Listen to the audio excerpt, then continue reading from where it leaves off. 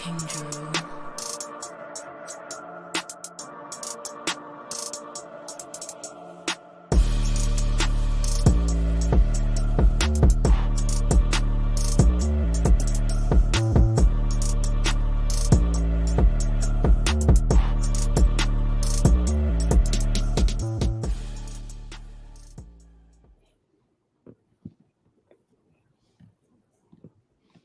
Yes, sir. Yes, sir. What's going on, y'all, I man? cannot with Another y'all, boy. episode of the First and Foremost podcast, man. I am one of your three co-hosts here, along with the network, along with Inside the Hashes, man. Appreciate y'all tuning into another episode, man. We got a lot of story. We're going to talk about our road trip to Nashville, Tennessee. We was at Brentwood Academy, seeing some of the top prospects here in the country. So we'll talk about that. And we have a special guest on. We'll introduce him in a little bit. But down south, man, one of the top Alabama names, man, in the recruiting world, plugged in with a lot of players and stuff like that. But how y'all boys feeling tonight? We good, man. We good. From a long road trip, but I'm back right, man. Yeah. I get. I would say 8 hours, but it was 8 hours. My boy Bacon relieved me a little bit, but I'll say 7 hours driving in one full day. Kind of got your boy kind of drained right now, but hey, man, I'm back on for my boys, so I'm excited to get on here. I'm excited to talk some football, talk some basketball, talk to our special guest. He's talking basketball today, y'all hear? He's talking basketball today. No doubt about it, man. So yeah, we'll get right into it, man. Go ahead and go with the first and foremost. I throw it to you, Bacon, man. What's your first and foremost on this Tuesday night? First and foremost on the Tuesday night. I mean, it wasn't a surprise, Got to throw it back to the draft last night. Caitlin Clark went No. 1 overall. That's a shout to her, shout to Angel Reese, and shout to Angel Reese and Camila Cardoso. They're going to Chicago, going to the skies. That's probably my first and foremost. I did not expect that, with the history they had, to be on the same team. So shout out to the sky, first and foremost. For you, Jerome? First and foremost, let's talk about draft, NFL draft next week, man. I'm excited. Love this part of the season, man. It's feel like Christmas in April. We're in April, right? Yeah, Christmas in April. Love this part of the year. You get to see different teams shape the future of their teams with these picks and these future Hall of Famers, and see how everything shakes out. And the best part about all this is, like, you never know how everything's gonna go. We have tons of mock drafts and mock this and mock that, and this player is gonna be here, this player's gonna be here, and this player's guaranteed here, and nothing's guaranteed. Never I knew that the Texans was gonna have trade back into the first round and get two top players, and both of them be the rookies of the year on the same team. So you never know how everything's going to shake out. You had Puka Nacua from the 5th round that, was about to have rookie of the year. So you never know how everything's going to shape up, man. So I think that's the most exciting thing about, this time of the year and the draft and stuff like that, and see how everything kind of plays out after the dust settles, man. I love it. No doubt. My first and foremost has to start with Colorado. The mass exodus, 12-plus players leaving out, notably being Carmody McClain, 5-star prospect coming out of high school. Thought that tandem with him and Travis was going to be special, but apparently, it did not work out. He got 4 years of eligibility. Probably going to come back home to a Florida school, Miami or Florida, maybe Florida State. So I thought that was interesting. I would say don't sleep on Florida State. I think he complements that team well, along with head coach Mike Norvell. It seems like a nice fit potentially. But yeah, that's my first and foremost, just the transfer portal kids exiting out and trying to find new programs. Over Chris Tobal, though, over to Miami. That's where he's committed to first, right? I think so. I think you're right. Yeah. I mean, we'll see. I just feel like Florida State would be more of a fit, but we'll find out. You're probably right, though. It could probably won't be Miami, but I think Florida State got an outsider's chance. For sure. We still believe in you, Coach Prime. Go Buffs. Yes, sir. Yep. No doubt. Well, I think that's going to conclude our first and foremost. So I'm going to throw Jerome to go ahead and welcome and bring on our guest. All right, let's welcome our guest, man. A big down south guy, says it in his name, able to help some of these kids out and give exposure to a lot. And a big football guy, as Inside the Hatches, who our company is based on straight football. He does the same thing. I got to look at some of his stuff, doing some great downings for the South down here. So I'm gonna welcome Mr. Down South himself. How you doing? How y'all doing? Oh, nah. What's going on, brother? What's going on? We got that leather interior in there. AC probably blasted.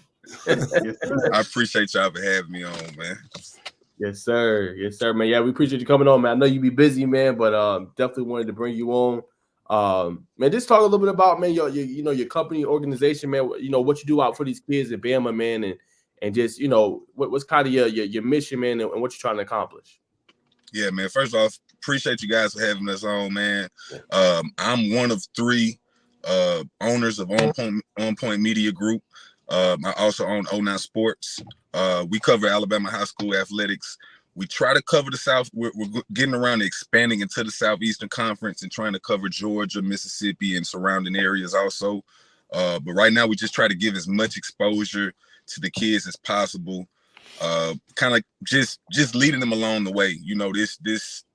This internet, the new age is kind of hard to kind of travel through your journey by yourself. And if a parent kind of can help their kid a little bit, and if we can help them with that process, I think it makes the state look better as a whole. So that's what we kind of been doing, is just trying to make sure all the kids tighten up their Twitter.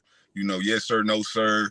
Don't wear sandals to school. It sounds very small and tedious, but those little small things can be the difference in, a kid getting the offer or not getting the offer, or a kid getting the PWO and not even getting the PWO. So small things like that. No doubt. And then just tell us a little bit about just kind of your background, kind of, what made you guys you and your other 2 partners kind of form this media group, man, and try to affect this change. Kind of, where did the idea, where did everything kind of start from? It started from Twitter, man. That's the crazy, or the place X, formerly known as Twitter. Shout out to Elon. It started on Twitter. How Tech Sports, great guy. I met him on there. He used to work for Prep Red Zone, SEC Mixtapes, Bonzo. He was on Twitter also, and we kind of just started doing these Twitter spaces. And from there, we was like, man, we all help kids, and we all have the same goal in kind. So we kind of just combined and started that. My granddad played at Alabama. He played for the Bears. So like, we got cousins that I was always raised in the South, in the football community. And from there, we just kind of combined the likes. And now we have more people that we bringing on from all over the state, Mobile, Montgomery, the Wiregrass area. And so we kind of just combined it to be able to try to get everyone spotlight that we can across the board, because we do feel like we're a top 5 state. And along with that comes just kids' talent being everywhere in small towns that I never heard of, because I'm from Mobile. So some of these towns I've never heard of. And it's good to have people that's around the state that kind of can direct you the right way. No doubt. Now, I talked to an Alabama player, it was about a couple of weeks ago, maybe a week ago, right? And he was telling me, he said it's different, like very different states, like some of the top ones, like especially like Georgia, right? For an example, Right. He's like, they start giving the kids exposure 7th, 8th grade. It was like in Bama, it's like, 11th grade, 12th grade, and things like that. Why do you think it's, the parents or just like the media outlets, I should say, take so long to get their kids out there or be able to put them on that platform when, like you said, it's a top 5 state when it comes to talent? That there's no denying that, but I think it just lacks in exposure. Why do you think that is, and more not pumping out their kids earlier? Yeah, the lack of exposure is kind of due to the media. And we're trying to bridge that gap. We are considered new age media, and it is legacy media inside of the state also. We're trying to bridge that gap and work together. But also it's just a matter of the coaches, the networking, everyone kind of working together. We're trying to be cohesive with everyone and be able to work together with everyone.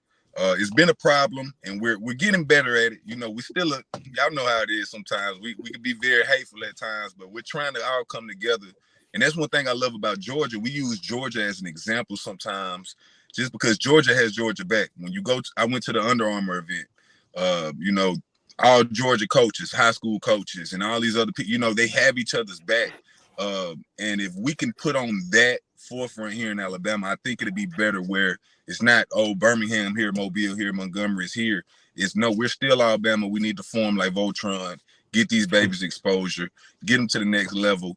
Because if they go to the next level, and even if they don't go to the NFL, they come back, they're productive citizens. You know, they're paying higher taxes. They're bringing forth more to our state. So that's kind of where we're looking at it. Got you. Last one I'll throw at the bacon. For you, what obviously I don't want to disregard the small ones. We'll talk about obviously small areas and things like that where the kids loaded at. But what are some talent-rich areas? Let's say for me personally, like obviously I'm from Metro Atlanta, but I've been out to Bama a few times. I know where you said Birmingham is real good. Obviously the Hoover area, Mobile is really good. But what are some places out there that are very talent-rich that we should keep an eye on if we want to come in that state and kind of cover Alabama a little bit? Yeah, I think Mobile and Birmingham are top dogs, but also the Montgomery area is right there, and then the Wiregrass. You'll hear about kids from smaller schools like Alvin Henderson, who's a running back who just committed to Penn State. You'll hear about Zion Grady. All of them are basically Wiregrass kids. It's an area, Enterprise, Elba, Andalusia. It's kind of close to Georgia, but close to Florida. It's if you look at that on the map, it's kind of like almost in the middle of nowhere almost, but it's a lot of talent in that area. That'll be probably, to me, third. Then Montgomery area. Central Phoenix City is its own little land right there by Columbus and all of that. And then Tuscaloosa is actually on the up and up right now. Tuscaloosa has a lot of great programs. And then East Alabama, Northeast, Oxford, right there by the Georgia state line. Oxford, Anniston, that whole area right there is talent rich right there. We're trying to get Huntsville there. Huntsville a little different up there, but we're trying to get them there, and hopefully they'll come around one day. Gosh, go ahead, Vic. Now I do got what's name? Hezekiah. I can't remember his last name. He was up there. Hezekiah Harris. Hezekiah Harris. But he's from Anniston. He's from Anniston, though. Yeah. Facts. Just you already kind of elaborate on the Wiregrass area. You cleaned it up real well. I'm like, what is the Wiregrass area? But just kind of how far do you think Alabama is from kind of getting coaches and media to a cohesive? Is it like 5 years out, 2 years out? What's your thoughts? Man, that's a good one. I don't know the answer to that one. We're trying, because it's not just the disconnect from the media to the coaches. It's also the parents. Everyone has to be involved in this. So the parents, the trainers, the coaches, the media, and the programs itself, from the ADs on, everyone has to kind of be on the same page. And right now it's more bickering than anything. And I mean, we're still seeing progress. Naeem Ford is the number 2 cornerback in the nation. So we're seeing progress. Last year, Jalen Mbakwe. We have great athletes in the state. That brings attention to the state, and from that you get gems. You get gems here and there, but we're still a little bit. I don't want to put a time frame on it, because hopefully we can have a kumbaya moment and it happen tomorrow. But we just don't know at this point right now. Not for sure. If what would be a reason a Georgia kid should transfer or could transfer to an Alabama school? Like, what would be the benefits coming? Moving further down south or east, southwest. I wouldn't. If I was you, I'd stay right where you at, yo, fella. Y'all got high school NIL. Y'all got some great facilities. I seen Buford, Gainesville, Grayson, Carrollton, where the Under Armour event was at Carrollton. That was a great event. Great facilities. Collins Hill is huge. We're not even talking South Georgia with Valdosta and all that down there. So it's some great football being played in Georgia. I wouldn't suggest no one to just up and move to Alabama. We are a state that's very prideful, but we are a state that's it's rough. It's rough here. It is very rough. I love what they're doing in Georgia, and I think you guys' movement. I say we're top 5, but I think you guys are top 2. I think Georgia is a top 2 state, and from that, I do think we kind of learn a lot from you guys, from how you guys move, to how you guys accept the media on the sidelines, to how you guys just do small little things. We kind of we see what you guys do first, and then we try to implement. So you spoke of media, from media on our end, it's smooth, but like you go to any school, you got different people going there, so they're kind of tight. Like me and Jerome went to Douglas County. The lady was not trying to let us in. So like from your perspective, what's the biggest pushback or kind of a story that you can share, like where they weren't as accepting of media coming in? How'd you kind of overcome that? We usually call ahead. We call ahead. Between three of us, and it's way more on the team now. We can pretty much get into most of the games that we need to get into. And if we can't get into it, then hey, we just rock with who rock with us. If you want us to help your babies get that exposure, we're gonna help you. If not, then we're still gonna shake your hand, say good luck, and still try to help these babies from the far. But yeah, we try to just rock with who rock with us. Luckily, I haven't had any trouble getting to any game that I ever wanted to get into in the state of Alabama. They've always welcomed us with open arms every time, and that's from the smallest programs to the biggest programs. We had Larry and Trey down at Thompson. I've been at Moody games a lot of times. We've been at Parker, Ramsey, all the way down to Mobile, Saraland, Spanish Fork, Gulf Shore. So they've always accepted us with open arms wherever we went to. For sure. Now I got to ask you brought up Gainesville, you just brought up Moody. How do you feel about the Georgia-Alabama collide possibly this offseason, but definitely when the season starts? Man, that's going to be a good one. So it's three matchups. It's three Georgia versus Alabama. It's Moody and Gainesville, which I think could go either way. I know they lost a bunch on their offense. It's Parker and Carrollton. Good luck, Juju. That's gonna be tough. That's gonna be tough. Okay. Talk about it. Talk about it before you go. Talk about that. Okay. So with Carrollton, I'll say this. Juju looks great. Right. Their defense though looks suspect. They finna face a great defense. The number 2 cornerback in the nation, Naima Ford. They got a 6'5" defensive end, Caleb Smith. They got a Auburn commit, 4-star Jordan Crawford on that defensive tackle line. I heard of a transfer that moved in. I can't say the name right now. They have Timothy Merritt. They have a whole bunch. Man, it's going to be some smoke for you. And they're going to be in mid-season form. That's going to be a good one. Grayson and Thompson play. Yes. Tyler Atkinson, I got to see him at the Under Armour event in Carrollton, and that kid looks like a generational talent. He looks like a specimen. I think it's going to be the straight opposite. I want to see Trent Seaborn deal with Tyler Atkinson and the rest of that Grayson defense, that great Grayson defense. So yeah, I think those two, to me, and then the Moody and Gainesville game will probably be the tiebreaker. So we'll get to see who. Well, that'll be the first game of the season that we'll get to see is Moody and Moody and Gainesville. Yeah. That's fast. Last question. So yes, right. You did say the third one. So last question for me. Now I'll throw it to Jerome. Just the overall impact that I have on the kids, man. What does it mean to you to give back, try to provide a clear road for some of the kids? Yeah, it means a lot, man, to know that we're able to do something that we didn't have coming up. It means a lot that they can hit my inbox, and if I can't get the answer, I can reach out to someone and get them an answer, get their parents a clear answer. It means a lot.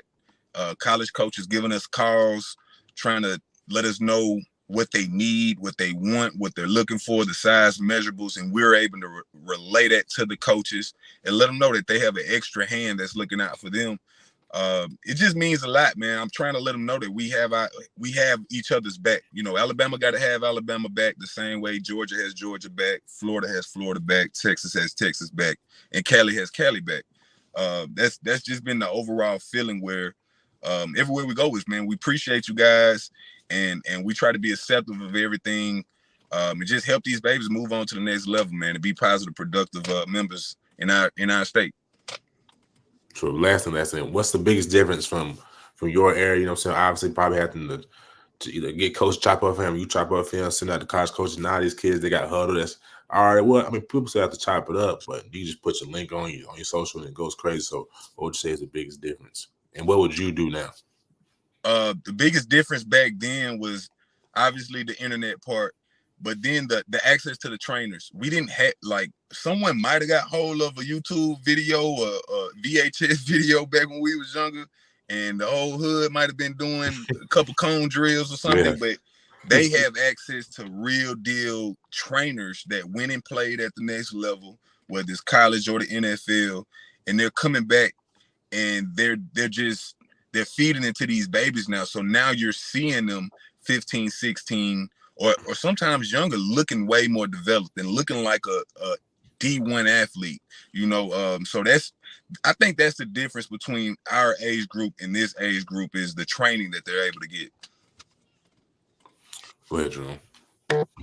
Hey, my question is, like, you already talked about like some of the top states in the country. You got, everybody always talk about the top three: Florida, Texas, Cali. I think Georgia's in that round, but Georgia don't get talked about as much. And then you yourself, you said Alabama's top 5. What is it about Georgia and Alabama that maybe you can shine some light on? Maybe some viewers that are in those other states or outside of those states that are looking in and like, hey, we got talent too. Yeah, there's no offense to California, but California, when I think of top states, I think it's Texas, Georgia, Florida, and you can put them in whatever order, but Georgia's somewhere in that mix. Cali's right there, but their brand of football is different. Their brand of football is a little different. And I stayed in San Diego for a good while. One of my child was actually born in California. So like, what's crazy is their style of football, it fits what you see in the Pac-12. It fits that style of ball where here, Georgia, I think you can get a plethora of everything that you want. We've seen quarterbacks come out of Georgia. We've seen offensive tackles, we've seen defensive tackles, we've seen linebackers. So I think that's what's making Georgia be more of a hub. It's always been breeding ground for great players in Georgia, and in Alabama and Mississippi. The numbers are just smaller in these states, but of course the numbers are way higher with millions of people. But I think what makes Georgia special also is the facilities that we were just talking about. Florida has the players, but when you go to Georgia and you see those facilities, you're blown away. It's kind of like Texas. When you go to Texas and you see that this arena that they're playing in Katy, Texas, or wherever they're playing at, it looks like a little college stadium. The feel is totally different. And I'm getting that feel from Georgia, where I think you guys are a top 2 state. Appreciate that. I'm coming from Jersey, so I'm a Jersey guy. I'm coming down here. Been down here almost 3 years now. Next week will be 3 years actually. And one thing I noticed is like down south football, all the SEC area, it's just a big hub of football, and the main reason why I came down here. But what do you think it is about just the SEC that just makes everything different from everybody else? We already talked about the big schools, but in general, like, even the numbers, like if you look at, the top schools, most of them are in the SEC, what is it about the South other than, the rest of the country you think is just making it better down here? Man, you start playing at 4 years old. I had this conversation with a parent the other day. I was like, I remember, you start off playing at 4 and you crying and your mama making you go. And then when you hit about 6 or 7, you start crying because you lose. And then when you hit 9 or 10, you start telling folks, hey, I made him cry. That's the 3 phases that we got in the South. You start crying, then you crying because you lose, and then you go and tell mama, I made him cry in the game. Those are the 3 phases of football in the South. Every Saturday you get up, you go watch some ballpark, get you some nachos, and those boys are out there treating it like it's a Sunday game, and that culture of that, it just raises competition. It raises the level, and it means something. Friday nights in high school football really means something. In a lot of small towns, you can probably go and rob every liquor store or every other store in that town because nobody's there. Everybody's at that game. It's that great feel of just, that pride and joy of you playing for the name that's on the front, not just the back. You also care about the back too, but you really care about the name that's across your chest. So I think that's what the South kind of brings to it. Now, it's great football being played in New Jersey. Alabama has had some great players come from New Jersey. Pennsylvania also. I think Ohio also. It's some great states here and there, not just in the South, that produces great talent too. No, I agree with that. Actually, I do agree with that. One thing I always came to Mobile for the Senior Bowl, so I've been to Mobile 6 years now, 7 years, something like that straight. And my first trip to Alabama was Mobile, and the first thing that I experienced was me getting into an Uber, and the first thing that the Uber driver said to me was "Hi." She said "Roll Tide." That was crazy. That was the first thing she said to me. So, obviously, right now, Alabama, the college is a big, big influence on that state, and I think it's mainly because that's like your main, football hub. You don't really have an NFL team. Right. At least that's what I heard. How's the dynamic down there right now with now that Nick Saban's leaving, and all the changes?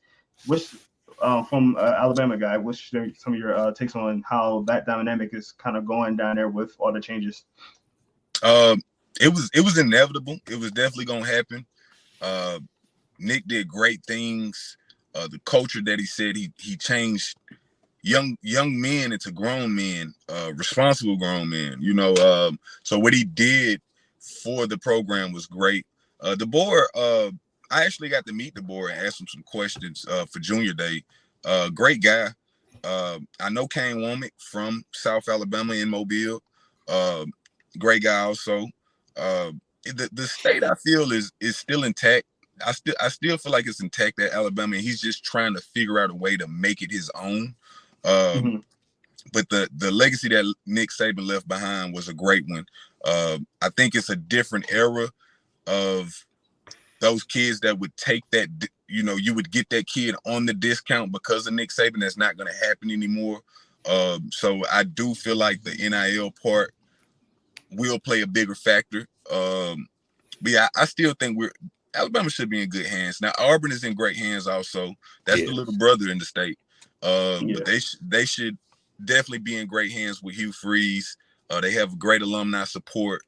And they're definitely a force to be reckoned with here in the future. Yeah, I honestly think they about to start trying to really take advantage of what Alabama's moving on with. Really, you could tell they're really trying to, push that narrative. Like, hey, all right, we're the guys now. So that's also awesome, man. Tell us some players that you've been in contact with. Maybe some players that the rest of the world might not know right now because like you said, like we always saying, like Alabama is not really on that top tier map, so some of those kids might not get as much shine. Right. Name is one or two, three, maybe a couple of players that you would like to highlight.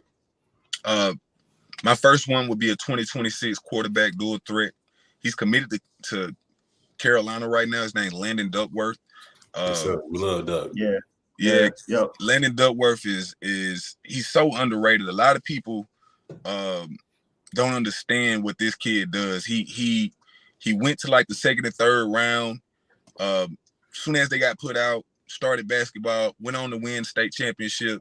He's been working every week to become a better person, a better leader. And a lot of people, this is a 418 we talking about. He put BTA. He puts belt to the butt. 7A programs. 7A programs. He will go walk in there and say, this is mine tonight, and he will do that. He's the first one I would probably highlight. The second one would probably be Caleb Smith, 6'5", about 240, 250. He plays for Parker High School in Birmingham. Kids special. He's his arm length. Just when you look at him, you see a kid that can be special on that edge. If he can set that edge, I think he's gonna have a great year. He's being recruited by Louisville, Georgia Tech, and a bunch of other schools. I think Caleb has the potential to be special for 2025. And then another 26 kid, I'd say Bodney Cleveland. This kid is for Prattville. His first two offers was Alabama and Auburn. Alabama and Auburn offered him. and it's just been blowing up ever since. This kid is 6'4", about 280, and it doesn't look sloppy on him. It looks real put together. This kid is gonna be a problem. Definitely a 5-star potential type kid. I really think he has potential to be the number 1 defensive tackle in the class if he comes out this year and shows himself. And that would be my 3 picks. Nice. Last question. I'll send it back to Naj. You already talked about Landon, and I think all 3 of us know Landon because he does such a good job of, he's in Alabama, but he's been, training and stuff, like doing stuff in Georgia a lot. So kind of put his name out there. Would that be a suggestion you would do or tell kids as well? Like, move around, not just be in one state. Yeah, I would definitely move around. If you can get training from outside the state, I think it's a dude named Route Guide in Florida that does wide receiver training. We went down to Sac Sensei down in Broward a couple times with my jet. So like if you can afford it, I would definitely say do it. But if not, hey, just hit that backyard and get better, young fella. Definitely find a way to get better. And if it ain't recorded, this the thing in today's new age is if it ain't recorded, it didn't happen. So you kind of gotta stay active on your social media posting, whether it's just sets of you weightlifting, whether it's sets of you running routes, whatever it is, you want to stay active, you want to stay professional, represent yourself, your school, and your brand to the best of your capabilities. So that way it's a positive light. So sooner or later, a coach will come around and ask, hey, tell me about this kid. That's what you're wanting. So yeah, I do think traveling, if you can afford to, will benefit you. But at the end of the day, work don't know nobody. So just get to it. Mm-hmm. Yes, sir. Yeah, Josh. Yeah. Let me ask you a little bit, man. So obviously we talked about the matches a little bit earlier, right? With the Grayson Thompson, the Carrollton Parker, which now that I think about it, that's going to be an electric matchup, even more so. And then the Gainesville Moody. So do you think like in the future, like there should be more matchups like this interstate, between some of the powerhouse programs, just to be able not only to put Georgia on, but to put this Alabama on, and some of these games get televised on ESPN and these major networks. Yes, man. I wish we could set up a all-star game. Our all-star game is against Mississippi, and I think Georgia's is against Florida, isn't it? Yes. Yes. Yeah, so I wish we can find a way to kind of swap it up, son, because we've been putting BTA to Mississippi for some years now, man. No offense to Mississippi, man, but we kind of got to step to elevate the level of play up a little bit to kind of give some competition. I do think I like when I see a coach do that. I remember when Gaines told me that they was gonna play Gainesville. To me, that was exciting because Gaines out of region opponents. He played a Maryland team, I think, last year, who was a pretty good team. He was a real good team. They was a real good team. But to see him step it up this year, and his schedule is probably one of the toughest schedules. Moody's schedule is probably a top 5 schedule in the state because they play a 7A team, a 6A team, and then an out of state opponent, which I thought was dope. I would love to see more of that, more Grayson, more Valdosta. I'm sad nobody picked up that Valdosta. I seen them asking who, saying they had a game open. I was like, man, I wish Central Phoenix City or someone would have picked that one up. That would have been dope. Yeah. But yeah, I like it. I definitely think it raises the level of competition, and it makes those college coaches flock there on Friday night. You're right about that. And then tell us a little bit about your list, man. I mean, I've been talking to some Bama boys, getting relationships with them, and everybody keep talking about your down south Jits list, man. So put us on game, man. What is that list? Where did you get the word Jit from? But like, cause it got a little nice like sound to it. So it's so catchy, man. So tell us a little bit about that. Oh man, I was just thinking one day, and we was like, we're gonna do a list, and me and all the guys, we was like, man, let's do something for the Jits, and I was like, okay, let's do the Jits that's lit, let's do a Jits that's lit every class, and so we started doing Jits that's lit 27s, Jits that's lit 26s, Jits that's lit 25s, and we would do these lists, man, and we would have people from. This is how we started the crew of people, because we needed people from everywhere, so it wasn't Birmingham biased, Mobile biased, or just centrally biased to one location. So we was like, okay, everybody submit names of this class, and we would go through and we would put a vote to it. And it would cause some commotion, because we would leave some kids off or whatever like that, you know. And it was just a matter of us all in this group chat trying to come to a consensus. And sometimes, you know, these parents, boy, they don't want to hear you left their baby off now. But now we know. it's hey, you left their baby off, boy. You better be ready for it. But nah, it's been great, man. It's been great feedback from it. We do it every year. This is the second year that we've done it. This will be the third coming up this season. It's been great, man. I crowned QB Reese the best linebacker in the state last year, and everybody was going crazy. Like, how could you say it? And now he's going to Alabama, you know. So I just hold true to my guns of what I think I see and what I see on film. I watch so much of it, and if I think that player is that, I'm gonna name it how I see it. I think Naeem Ford is one of the best corners in the state. So he's my pick. You know, New Boy Fagans is the best safety to me. So things like that I say out loud. Sometimes. Not the state, man. Come on, man. You're not doing Naeem Ford justice, man. Now you good. You ain't doing Naeem Ford justice. Yes, sir. You're not doing Naeem Ford justice. The best in the country. Come on, man. Yeah, hey, I think so too. I think New Boy is the best in the nation. You know, when you turn on New Boy Fagan's film, man, it's incredible. That young fella at safety he's doing some special stuff. He's doing some special stuff. No doubt about it. And then tell us, man, what are kind of, just to put you more out there, what kind of some plans you got? Obviously, we in April, you know, it's the big recruit season for the 25s. It's going to be a little while before colleges start talking to 26s. But what's your plans for this offseason, man, before the season kickoff? And what are some games you're trying to hit when the season officially does kick off? Yeah, so right now I'm working on a segment that we'll be producing called Show Me Bama. I don't know if anybody watched Remember the Titans when he said fourth quarter, game on the line. What you going to do? Show me Bama. Show me Bama. You know, we're doing a segment called Show Me Bama.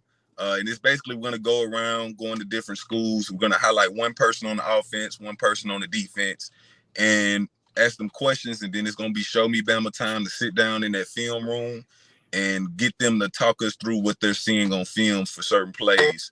So we'll do that. And then the summer, we'll probably still kind of mess around a little bit with a couple facilities, but come the actual season, I'm definitely trying to be in attendance for that Carrollton. The first game of the season is Moody Gainesville. I will be in attendance for that one. I would definitely want to see the homecoming of Niblett in this matchup. The Parker Carrollton game, that's a must.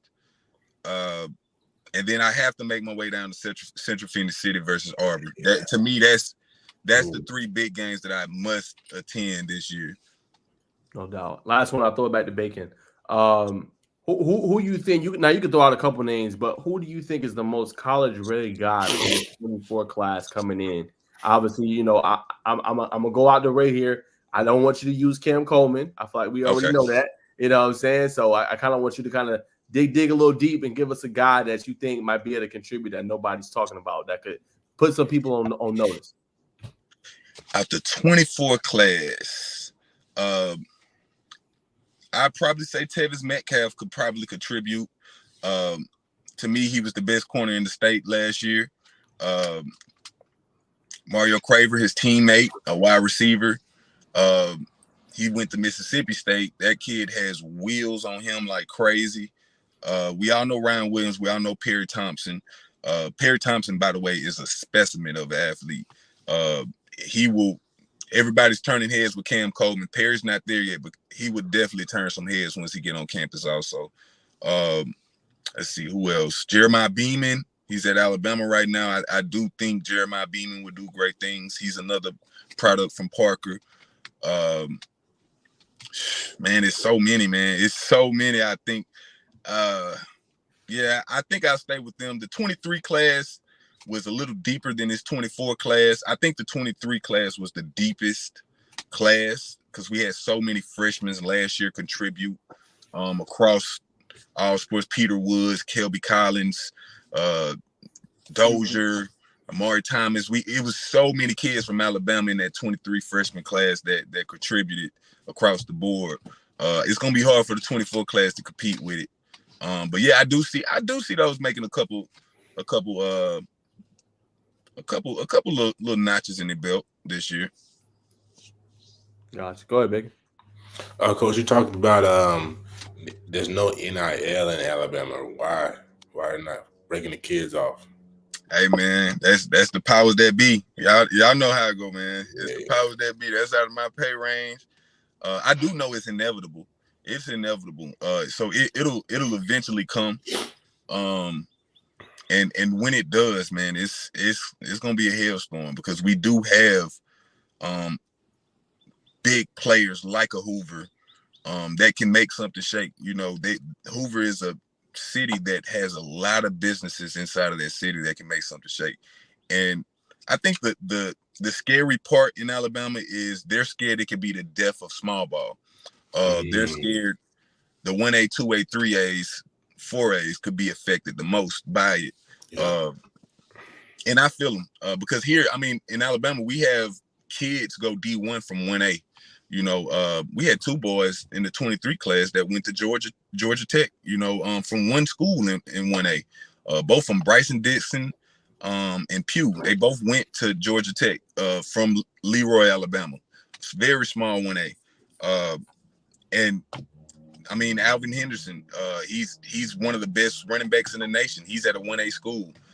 So, I mean, I think that's what they're scared of is the purity of the sport being broken. And I can respect that. But at the same time, it's you got to get with the times or we can get left behind, you know. So hopefully they kind of find middle ground somewhere because I do think a kid should be able to make a profit. But at the same time, I get where they're coming from. Yeah, man, probably some small schools might have to hit the fan. I hope not, but I got some family in Abbeville, so I kind of know a little bit about the dynamics and demographics. When you watch it, how many hours of film do you watch then? How do you kind of bounce? I know you're a family man as well.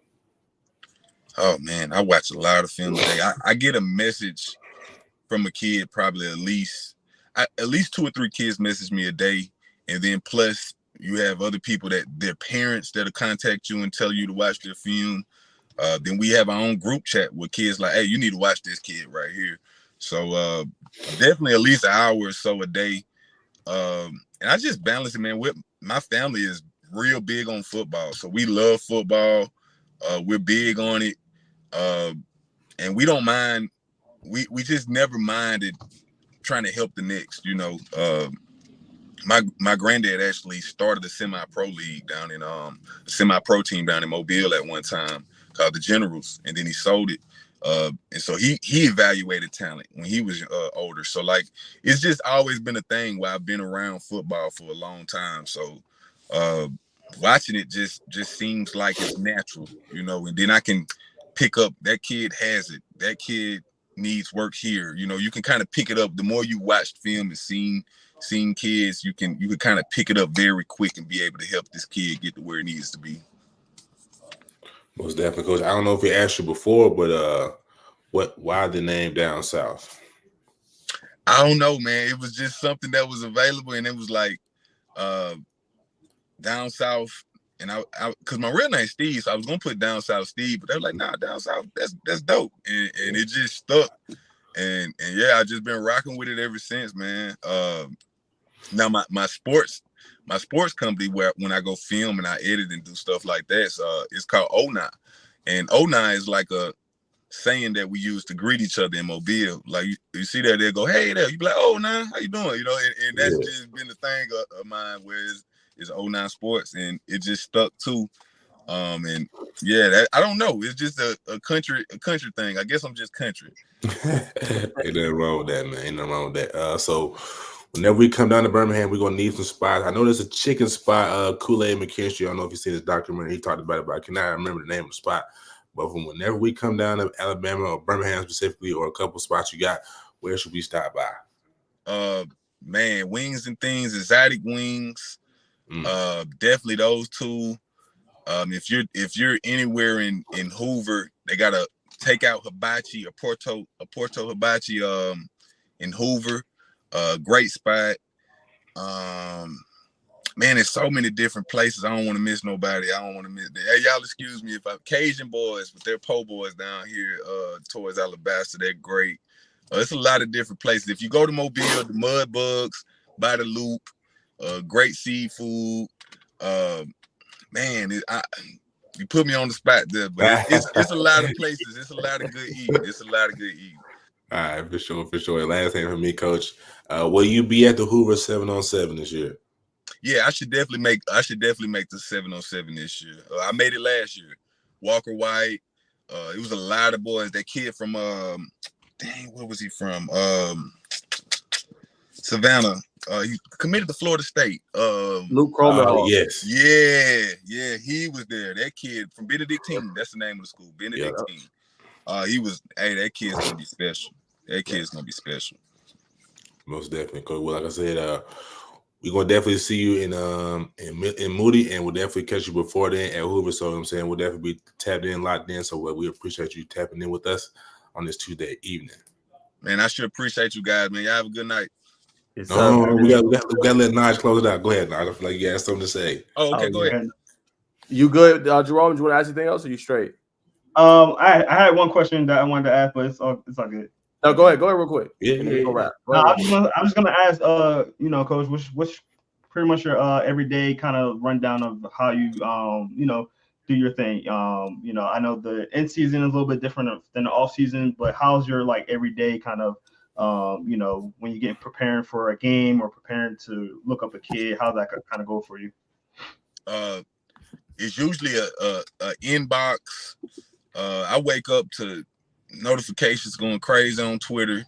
9 times every day is usually notifications that starts the day off, retweeting the kids, check the inboxes, and then from there it's always check this kid out, and then from there it leads to what's going on with this kid, and even the coaches hit us up, so it could be a coach following, asking us what they need, what they're missing, what they're looking for, if we know anybody in the portal.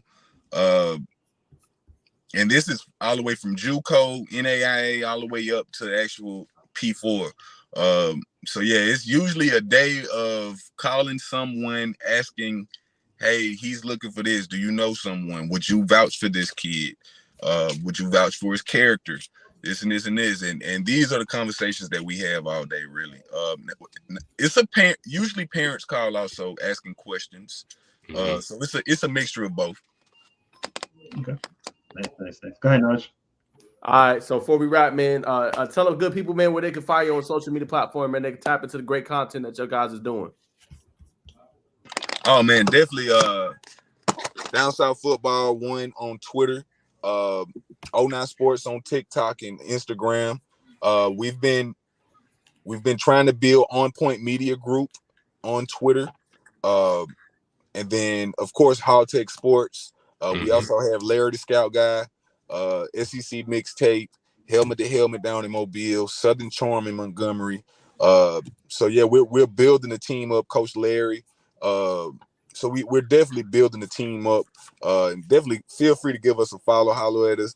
We're not gonna bite. So if you guys have any questions or parents even, you don't have to be from Alabama. If you have any questions on recruitment, different things, feel free to reach out to us and someone will give you a holler. No doubt about it. Well, guys, there is our guest for today, man. Down South, man, doing big things, man. Formerly goes by Steve, man, but they doing some great content down there in Bama, man. One of the big ones, them Bama Preps. Unlock your game, man. They're doing some special stuff, giving these kids notice, man. So y'all go holler at them, man. Hey, man, we appreciate it, man. I know it's probably tough. I know probably got the girl. She's like, man, what you doing, man? It's 7:30. You got these kids calling too, so we appreciate you spending the time. Hey, man, I sure appreciate y'all. Have a good one. Yes, sir. You too, man. You too. There you go. South, man. Appreciate him spending that hour, man, coming on, just talking a little bit about Bama, things that they do and things like that, man. So hit him up, wanted to bring him on. He said like the content and stuff like that. So yeah, man, what's your biggest impression before we move on? I like the fact that Go ahead, Jerome. No, I just like the fact that, Alabama, you don't get to hear a lot about Alabama, and, he's very tapped into Alabama. He's homegrown, so he can see the talent. He can see, things that, people that's not in that state. And so I really took away from it is that, Alabama do have a lot of talent, and it's crazy because for me, I'm new to the South, like I said before, and when he was rattling off names of schools, I'm just like, oh, I heard of that school. Oh, I heard that school. So it's kind of cool to hear him kind of put those schools on the map because for me, I kind of forget about it because again, you're always looking at the big schools, the big states and stuff like that. But when him telling us about like certain schools and Hoover and Moody and Phoenix, hearing those names, I'm like, I heard of those schools before. I know some of the players from the schools actually, but I just kind of don't think about it because again, always think about Georgia, Florida, Cali, Texas, that kind of thing. So I like how he kind of brought out that light. Like there's more talent out there. It's not just those 4 states. So. Nah, for sure. Kind of build up what you said, Jerome. Just being knowledgeable. Like we had unlock your game on here. Like don't just go to the big schools. You got people that's knowledgeable, the people that's not chasing the hype. You know what I'm saying? So you got good brothers like that, connected with guys, different states. Media for the most part, it's a conglomerate. It's just together. It's a small knit community. So people talk, people know. You know what I'm saying? We like to chirp in here, see what's going on, chirp in here, so we can kind of get a full story now, so we can bring you the most consistent and credible news on the First and Foremost podcast. But that. I mean, honestly, that's it. Just being knowledgeable, being in the trenches, being boots on the ground, and obviously say it's a warm welcome whenever they come around in the community. Because the brother, I went by myself. I should have asked him. Went to Central Penn City, and coach wasn't trying to let me holler at Cam, so I probably should let him ask him about that, how he kind of maneuvers that. But that's just the difference between Alabama and Georgia, the different types of culture. But yeah, just the thoroughness really stood out to me. Yeah, no doubt. I have to agree with that. Definitely with the thoroughness, because I know here we was trying to, or not we, but a couple people have been trying to do an all-star game, actually, with Georgia and Alabama, pitting them two up against each other. But a lot of time it's flack with their association. They're very, like how you was kind of saying with the facilities and things like that. They're very like kind of tough there in Alabama. So I think that's a little bit too why their growth isn't as big as it can be. To a degree, because when the association, if they're like, oh no, well, you can't do this game, or no, we can't do that, it kind of hurts the kids' exposure as well. You know what I'm saying? So I think that plays a part in it. But now the talent is very talent rich. They just got to get the exposure, keep having these outlets, put them on notice. And like you said, you got the legacy media and you got the new media. Obviously, articles are great. Keep doing articles on kids, but also video is prime right now. Video is really king. If you can do video with an article too, it's like a 2-for-1. You know what I'm saying? So. Man, I think it's great matchups, and them 3 that he mentioned, man, those gonna all be off the chain. I think it's gonna be great because it's gonna highlight both states. Most definitely, bro. Yep. I was getting ready to say one more thing that if it'll pop back into my mind here. Alabama people who watching it or who may see this for anybody, just kind of tap into that budding media. You know what I mean? Not throwing any shade on the bigger media, but so why would we allow them to come in and just have such easy access when you got guys that's right there next to you on the sideline with you, understand what you're talking to, you, giving you insight and help you out. So, just win with you who's been winning with you instead of just jumping ship because so-and-so's got this type of influence when they could be talking to the same people that's right next to you. You know what I mean? Like I said, it's a small knit community. People know each other. People talk. So win with who's winning with you. Yeah, I agree with that, Bacon. And if you go back a couple shows ago, Donnell Kelly's dad said that. Like, we like I said, I'm gonna be rocking with you, Bacon, inside. Obviously, Naj, because y'all was the first to put notice on my kid. You know, y'all was the ones that supported him when he was, you know, on the come up. So that goes back to kind of the point you just made. Like, go with the kids, go with the media. That's really trying to help you out, because, like you said, when you do get there, then it's like you said, the national media goes and they try to take. Not that it's bad, but at the same time, then they go, oh, now that you're a big 4-star, oh, well, we want to give you more attention. And last thing I'll say, I'll throw it to Jerome. Remember, guys, that small media outlet, or the one that's growing at the same time you're growing, right? They're going to one that's going to put you out there so you can get noticed, right? They're the ones that are going to like and retweet all your stuff. Like they said, I think the biggest thing with the kids is they throw the national media guys, which, no disrespect to them. They're all busy. I'm not going to name no names. But a lot of times, like Coach Daniel said on the show months ago, they don't like or retweet none of your stuff. Go with people that's going to like and retweet and at least try to get you out there. Right. 100%. Yeah. Crazy is when you said that, it just popped in my mind. Darnell Kelly's not even ranked, which is insane to me. He just put out a tweet the other day, like, I'm not even ranked. I'm like, hold on, what? Oh, or starred, rather. He said that, and I was like, whoa, like, are you about to put it up? Bacon? Yeah. I'm sorry. Yeah. Come on, man. Yeah. You gotta. Wait. Keep the audio off. Mute the audio. All right. Copyright. Ding ding. Hey, man, I'm trying to get people an immersive experience, man. I appreciate you, brother. Our rotate, man. Rotate. Hold on now. What's going on? Fast snap. Still got it off. Woo! And look, it kind of jipped out a little bit right there. Hold on. But yeah, my bad. I'll back it up. No, that's not you. Isn't it? So the spin move. So come out spin move and to throw like that on that angle. That's insane, man. This kid got talent. Like, come on, bro. Still keep your eyes down the field. Like, anybody else would have ran that. You know what I mean? Right. Like, that's somebody would have ran right there, kept his eyes down the field, got him on the spot. Like, come on, man. This man's not ranked. Are you serious? That's elite, man. Hold on. I'm gonna find it real quick. But can't do that. I'm gonna stop smiling. Can't stop smiling saying that, man. It's crazy. Like, shout out to DK doing that, the OT7, at the biggest, one of the pinnacle events for 7-on-7, man. To get this moment to go viral, man. I know him and his family definitely. It's like, yeah. I'm sure they all smile cohesively about that. Yeah, definitely. Now I don't see the tweet anymore, which might have deleted, which is okay. But he definitely said it at one point. Was like, hey. Because I remember I said something about it. So I was like, come on, guys. Like, why we're not ranking him? Like, why we're not starting this guy? Come on. What are we doing? So, right.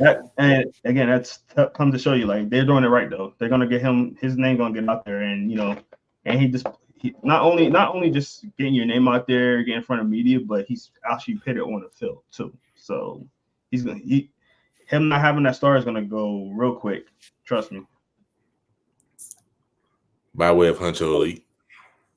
Yes, sir. No doubt about it, man. But yeah, that's our thoughts, man. We're gonna go ahead and wrap up the football section with reacting to the road trip that we just took. Yeah, go ahead. To Nashville. And I'm gonna start with you, Bacon, because you ready to talk about it. Like, you excited, you got the smile and everything. So you go ahead and start us up, man. Yeah, I see the smile. Yeah. Yes, sir. Well, this past weekend, we infiltrated the Nashville headquarters for University of Under Robert Camp. We went to Nashville by way of Brentwood Academy. We were surprised with a lot of treats. We saw, dang, y'all gonna laugh at this. I say this brother name wrong. We were at the camp. I believe it's Greg McIntyre. George McIntyre. George McIntyre. I was saying George, Greg. He's highly rated. The whole trip. I came in saying George, and then for some reason my mind was Greg. I hear George. Okay. But George McIntyre was there, phenomenal quarterback, going to Tennessee. Hearing little whispers about Peyton Manning, possibly per se. I think the young man is an intellectual, just from kind of watching his presence on social media and kind of being around him. Jared Curtis, he was there, and helped me out, the Mississippi State commit. That's now 4-star. Kamario Taylor. Kamario Taylor, quarterback MVP of the camp, caught my eye. I didn't even know him, but the way he was walking around, you know what I'm saying? Solid frame, his release, it was like, yeah, he's tough. You know what I'm saying? So those were the biggest stars that were there. Of course, you had 50 wide receiver. What's the wide receiver you posted today, Jerome? Corey Sims. Corey Sims was there. Christian Brothers, CBA, a lot of talent. But I want to shed some light on a defensive back that was making some noise that didn't get any recognition. Oh, which one is it? The one I highlighted? Kessler Jenkins. Nope. Kessler Jenkins is a dog from Oak Grove High School, Mississippi, 2025. You know what I'm saying? Just a kid. He had a lot of pass breakup. I'm surprised he didn't get any write-ups, but he had a big PBU on Corey Sims. I believe he had an interception. I'm gonna put out the clip soon, but he's definitely a guy that stood out to me. For the defensive lineman MVP of the camp was Gooden. Last name was Gooden. That's O-line. That's O-line. What I said, D-line? Chauncey Gooden. Yep. Chauncey Gooden, the offensive lineman. I can see it. The resiliency. It got some strength. Some things it could have cleaned up on. But I say this too. Going to this camp, I think all three of us had in mind that this is going to be a kind of a diamond in the rough for kids that people didn't know, but that don't have the big mainstream. And talking to a couple of reporters, I can't remember the brother's name. He's a big reporter out of Mississippi, rushed for Rivals, if I'm not mistaken. He was like, "Yeah, man." I was talking to Warren, who runs the whole one-round camp. I was like, "Yeah, this is camp, kind of put on Mississippi kids. He's from there. Both of them are from there. Kind of give them a platform." And I'll say this about Mississippi, and kind of how Steve was saying, they don't have like the facilities, don't have the trainers, and I think Mississippi is raw talent wise is just as big as anywhere in the nation, man. To be honest, from what I've seen, some guys were just out there on pure raw ability, still making plays, had good instincts. They had a little more training. They're probably up there with the top 4, low 5 stars. You know what I'm saying? And definitely Georgia. So I'll say that, and I'll slide that on to my other good brothers. Yeah, man. To get to add on to the Mississippi part, I talked to a couple of people out from Mississippi as well. I think I met a couple at last year's. I think it was Cam Newton 707, and their team, which was something Academy. I'm bugging on the name, but I'm at the coach. I'm sorry, Lipscomb. Wasn't Lipscomb. It was, I think it started for M. I forgot exactly. But I was talking to their coach, and he was just like, "Man, we got talent, we just don't have no resources. It's not enough resources. It's not enough money coming into the state. So that's definitely something that eventually I would like to help out with. Get some faces in Mississippi so people can kind of do that. Maybe it could be a collaborative effort with all three of us. But I seen some good talent coming out of Mississippi as well. So again, they just don't have the resources, and when you don't have the resources, you're not gonna bring photographers and media and all that to really put in there, because you don't have enough to show, or you know what I'm saying. So right, stuff like that. But sorry to get on that little rant, but Nashville was dope, man. I my first time in Nashville, I really wasn't expecting to see what we did see. It was a lot of great talent, fun environment. It wasn't too hot on us. It wasn't too, it was a little windy, but it was a nice little day. Go up there, got up there at 4:00 in the morning. We got a little documentary coming up soon with that. But yeah, it was great vibes. Man, I got a lot of different players that I probably wouldn't otherwise seen or heard of being down there. Got to see a guy that I knew already from IG Academy. He actually remembered me, being Anthony Rogers, running back. I felt like he was clearly one of the top guys there. Kind of upset that he get that MVP award, but man, he was balling out there. Nice. A running back that was looking like a freaking pure receiver out there. He was he was destroying linebackers out there. Like the linebackers really didn't have no chance out there. And it was funny. He was just going out there like, yeah, man, this is easy, you know. So a kid that I think have a lot of talent, committed to Alabama, obviously.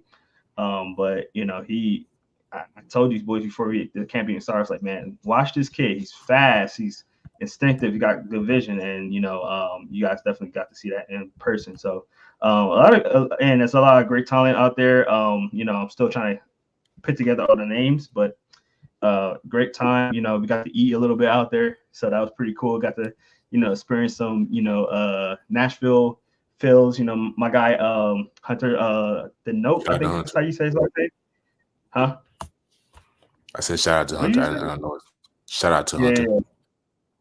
My boy Hunter, he's from Nashville. Got met him some time ago with Luke and the crew. So he was out there. We got to meet him over there and hung out a little bit. So now we got somewhere, we can contact when we in Nashville. Definitely want to go back again, man. Good vibes, loved it. Love to go again. But would have loved to explore the city a little bit more, but something had to go work. Yeah, man, and I ain't wearing no cowboy boots when I'm going down there neither. Yeah, you got to. You have to, man. It's culture. It's the culture. Come down as an Atlanta brother. They gonna know where I'm from. All right. Me and Nas gonna have the cowboy boots. Me and Nas gonna have the cowboy boots. And we're just gonna walk away from you and act like you're not part of the crew. Like this chat going down, down, down, down, down. I'm like these. We'll be seeing that case. Nah, I be saying it long. I might be two-stepping, but not in the cowboy boots. Come on, Crocs. Maybe one day, but first day they gotta know how I'm stepping, how I'm repping. Let's just move on, bro. Now, what's your thoughts, man? Yeah, I thought it was cool, man. It's just one of them camps, man. Like it's diamonds in the rough. Like no disrespect to all the media outlets, but like, it's mostly going to be like, okay, they got the guys, like, as you guys see, On3 did a really good job. On3 MVP, top 10 guys. Obviously 247 did it. Tom Lord, the national analyst that we saw, he did his list, outlined the guys. But then that's going to be it, right? There's not going to be much. You might see a couple guys with, like, film. You see it on Duke's show on On3 or something. They're going to do that or whatever. But they're going to do it for the top guys. But, like, some of those guys are, like, underrated. Like, someone like to do Caden Harris, similar to what you said, Bacon the DB. I mean, he made so many plays on the balls going back and watching it, and he had an interception, PBU, but didn't get recognized, right? So, like, that's a kid diamond in the rough, right? I think he's a 4-star, but just diamond in the rough. The one I seen that I highlighted on my Twitter today, Lakai Tompkins from West Side, Tennessee. You know what I'm saying? Right. I just, when I first seen him, I was like, yo, this dude's a specimen. You know what I'm saying? Like, you just look like good 6'1", 6'2", 225. Like, you know what I'm saying? He just looks like a guy that's going to play on the next level. Like, you could just tell. But, only rated on 3 and then rivals, but easily could be, I think, a 4-star type player. He's just that big and physical. And then his sophomore year, he had 1,500 yards and 25 touchdowns. Like, it's those kind of guys you're able to recognize. So, it's definitely one of them camps. And obviously the top guys were really good, but it's just a camp you go back and look and like, okay, hey, let me highlight this. Let me get this player some exposure, because it's not going to be nationally they're going to get it. It's going to have to be like, somebody else. Oh, who's this guy that whatchamacallit is talking about? Oh, okay, cool. Let me pay a little extra mind to him. Why is this person highlighting him? It is little stuff like that. So it was definitely different from Atlanta. Atlanta's loaded. You know what I'm saying? Like, Atlanta would be one you got to go to every year. I mean, it's just the talent in Georgia is on another level. Like, no disrespect to the other ones that were there, the Missouris, the Tennessees, the Ohios, the Kentuckys. I'm not saying that they don't have talent. They do, but I'm just saying, like, Atlanta, I'm saying, it's going to be high-end book talent, which was there too, but more diamonds in the rough for sure at Tennessee, at Nashville. So that's my thoughts on the camp. Those are ones stood out to me. Obviously, those guys. Obviously, Calvin Meadows was another one, offensive lineman. I thought he did good. But yeah, overall good. I always like road tripping. As you guys know, I'm young, seeing new stuff. I was just on a day trip, but it was just cool being there and being able to enjoy it. Yeah, you want to show the film of I know you talked about Curtis, about how he missed the the bag was kind of moved and kind of messed him up. I got him throwing that sidearm, and then Cannon, bro. Mm-hmm. Cannon. I was like, bro, It's different. That's fine. It's 0282. I bet I'm getting ready to share the screen once again. I'm getting good at this, man. Y'all need to show some respect around this piece. It's still taking forever. What? You the oldest person on this panel, man. Claude. Sorry. Let's see, we would already had it pulled up. Yeah. See, but look though, it's not giving me access. Well, so the people that missed out, Westside posted, but it was electric throw. Sorry, chat. Talking all that smack. Hey, we performed earlier today. We've been on a hot streak. Sometimes you can't. You can't perform under the lights. It's okay. I perform. I perform well, sir. Okay. But so yeah, we on the next topic before we transition to the 3-man weave. We already kind of talked about it. Y'all want to go into like a little discussion about Cormani McClain leaving Colorado, Boulder, or we want to leave it as it is? I say we can leave it as it is, man. I mean, we kind of talked about it a little bit. I mean, what's your thoughts on it? I guess we can get your thought. We can wrap it. Man, I'll say this, man. I'll kind of segue into something else. We know what type of Coach Prime is. There's no nonsense. We know Cormani was early on there. He wasn't seeing the field when we thought he was going to see the field. And Coach Prime came out and said he's been doing some things, whatever those things were. And also the marriage had a rocky start. And I'm saying to see this, I was a little surprised. I was a little shocked. Probably more let down than anything because, you know, if Trav's going to play both ways, you're going to need at least one lockdown that's going to hold it down. So this is going to be a blow to the Buffs defense, Buffs team. But like I said, it's in Coach Prime, we trust. I think the splash is going to maybe turn people's heads at the last minute. It's probably going to be that Juju Lewis sign. I think behind closed doors, under the carpet, I think Colorado is probably the true front runner for Mr. Lewis services. Per listening to Duke the Scoop. I was just about to say that. I see you've been listening to the Duke show. Yeah, you got to because he's the only one that's talking about that. So I see you've been checking out his show. I got to keep my ear to the streets, and I know Duke's go. I know Duke go. You know, say he gonna give me what I need. I feel that. Shout out to Duke. Yes, sir. Dude.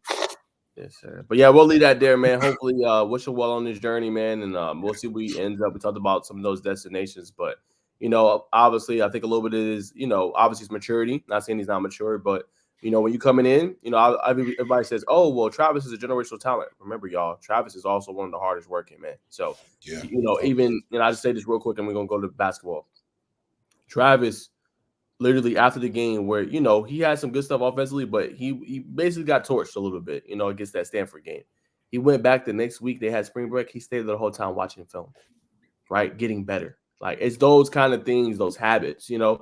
Yep. And Cormani's a great player, but it's all about your habits and how you conduct yourself, man. So, again, if you're a top-end talent, 5-star, that's good. But the coach shouldn't be having to tell you, oh, you need to watch more film. That should be natural. You should be wanting to get better. Not saying he's not good. He's a great player. But just I hope that my biggest takeaway from him, and I want him to be successful, I hope that he take them lessons that Coach Prime taught him and that he takes it to the next school. And he'd be like, oh, okay, now I see what Coach Prime was talking about. He wasn't getting home. He just wanted me to be the best version of myself. Yeah, and that's the part that of Coach Prime that I enjoy and I'm behind. You know, I'm not really big on the flashy Prime. You know what I mean? The prime time. You know, the dance that he does, and you know, the celebrations with his players and stuff like that. That's not the Prime that I get behind. The Prime that, hey man, I don't care how talented you are. You gotta watch more film, or you're not getting on this field. And that's the Prime I love, bro. I love that part of Prime. Like, everybody always see the highlights of him, or you know, the flashiness of him, but nobody, like, I'm not gonna say nobody, but you don't really talk about the Prime that be like, no, I'm gonna get your butt. You know, hey, you listen to me. You get these. You do what I say as far as watching film. Get your ass your butt working, and you're gonna grind. You're not just gonna go on the field because you're a flashy guy or you're a name, And I love that with Prime. That's the part that I love about him because he's not gonna just be like, hey, you can look good and play good, all that stuff like that too, but you better work well as well. So I love that about him. I love that. Yeah. Go ahead, Bacon. Yeah. I mean, I pretty much said it. Yeah, just the ability, like you said, Prime's always coming out with something, man. He talked about his team, kids showing out in class, man. So she says, y'all not being dedicated to be NFL superstars. I got to teach y'all how to be men, and every day I get older, every second I get older, man, just preparing a young boy, a young man, is still a young boy, to be honest, to develop into a man. That's worth more than gold, man. That's enough for me. Like, yeah, I'm sending my son to boy to Colorado. Now I bring this up too. I'm see if I can slip something past Niles on this one because obviously he listens to stuff like I do. Who was I listening to that said this? I cannot remember, but definitely from a credible podcast. It might have been Shay Shay and them, or not. Might have been Bubba Dub, if y'all know who Bubba Dub is. There's some talks, there's some whispers about Deion possibly taking a job in Dallas, going back to the Star. Now, I'm not. I mean, that's the only person who's going to put Jerry in his place, huh? Oh, you talking about Cowboys? Dallas, yeah, the NFL Dallas, yeah. That's the only person who could probably put Jerry in his place, or Jerry like, all right, this is fine, because you know what I'm saying. That's not gonna work. Yeah, I don't. That's not gonna work. I'm telling you now. I don't know, but I don't know what source, but you know what I'm saying. Bubba Dub, he usually be knowing talking about he tapped in certain type of ways, but I can see Jerry wanting that, but yeah, that I honestly, and I know this is NFL and talking about that, but honestly, I think that's the biggest problem with the Dallas Cowboys. They're just they worry about too much flash. They need to be a little bit more grounded type of team. They're all about the flash. They're all about this and that, and then and I get it. In the 90s, there was an incredible team, and there was a dynasty. But ever since then, there always been about like they got the biggest stadium and the nicest stadium. They got the billionaire owner who's doing the freaking draft on a yacht and showing it. You know what I'm saying? Like stuff like that. Like they need to be a little bit more grounded and then work their way back to where they were. They don't need to be flashy before they're even good, because I think that's the biggest issue with them. They got all this talent, this and that, and every year I'm just like, damn, they got that talent, they got that player, but they never do nothing with it because they're they always CD Lamb, then you got the running backs, and what I mean, all the players that Michael Parsons, and they got all those players, and you're just like, wow, they got so much talent, but like, what have they done with that talent? They haven't done nothing because they're like a flashy team. So I just think like having a Deion, and again, I did say he does have some great values outside of just the flash, but that team don't need to have any more cameras on them, to be honest. They just need to grind and be a better team now, because right now, just looking at how they're building their team is rough. They just signed a running back that most people probably don't even know. So as we was talking on this one here, I was looking at it. But we can move on. I know I'm an Eagles fan. I'm gonna be talking crap about the Cowboys all the time, but I just say how I see it. So. Gotcha. All right, Bacon, let's get right for the 3-man weave, man. Yes, sir. Segueing into one of the best basketball segments known to man and woman, the 3-man weave. Reacted to last night's WNBA draft. I'll see if I can pull up a little something on Twitter here. Caitlin Clark went number 1. I think we all were expecting that to happen. One of the best women's college basketball players ever. Scoring leader, average. She had a trip dub, or near trip dub, average 30 points, assist, double-digit assist. And that's the surprise to me last night was definitely Cameron Brink going over Camila Cardoso. But finding out that she's gonna pair with the Bayou Queen. I mean, well, Angel. Okay. Angel Reese, yeah, for sure. That's I mean, like I said, first and foremost, I didn't see that coming. That's gonna be something special, man. Kind of similar to what Denver, I think, has built with Nikola Jokic and Aaron Gordon. They're gonna be a problem when they kind of get when they get a point guard, when they get their maybe a little shooting guard, get some shooters around them. They're gonna be a tough team to beat. I don't care if you got Candace Parker. I don't care if you got Asia Wilson. I don't care if you got Kelsey Plum. When you got two pillars like that, that's gonna be tough to beat, man. They're gonna wear you down, man. But what's your thoughts, Najee? I like the fact that they got attitude on that team too. They got a little attitude with what they bringing in. Angel and I forgot the other girl's name, but just sometimes you just need that. And I'm bringing it back to football and Eagles. I'm sorry, but one of the things that I thought was missing from the Eagles defense was that attitude when we missed out Chauncey Gardner-Johnson. And everybody was like, oh, he's not that good of a player, blah blah blah. Sometimes you just need some attitude in your locker room, and just having that, Angel and the other young lady on their team, two girls that obviously they got talent, but they got a little attitude to it too, and it kind of helps. That he's going to help them, with that their type of defense that they're probably going to want on that team. So I like it, man. I like it. No doubt. I think, obviously it solidifies like one of the best classes in 2020 on ESPNW. Obviously with Paige Bookers, you throw in Caitlin Clark, you throw in Camila Cardozo, you throw in Angel Reese, one of the best classes probably ever.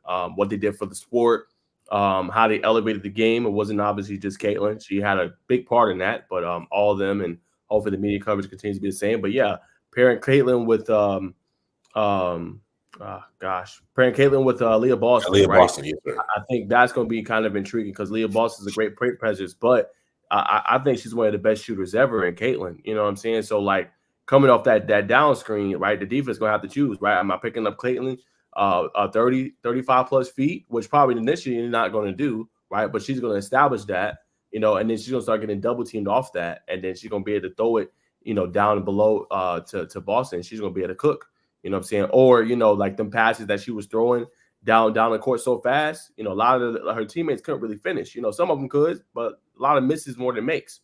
Right. Now you got, higher level talented players that's going to be able to finish around the rim when she throws the ball. So just her vision paired with her ability and offensively is going to be something to watch. And then her shooting prowess as well. You add that in there and how efficient she scores the basketball. That's going to be a lot of fun, in my opinion. And then, like you said, making the pairing of Camila Cardozo and Angel Reese, right? If Reese can continue, Reese doesn't have to be like a 40-45% shooter from three. I've seen a lot of warm-ups and videos of her shooting from three.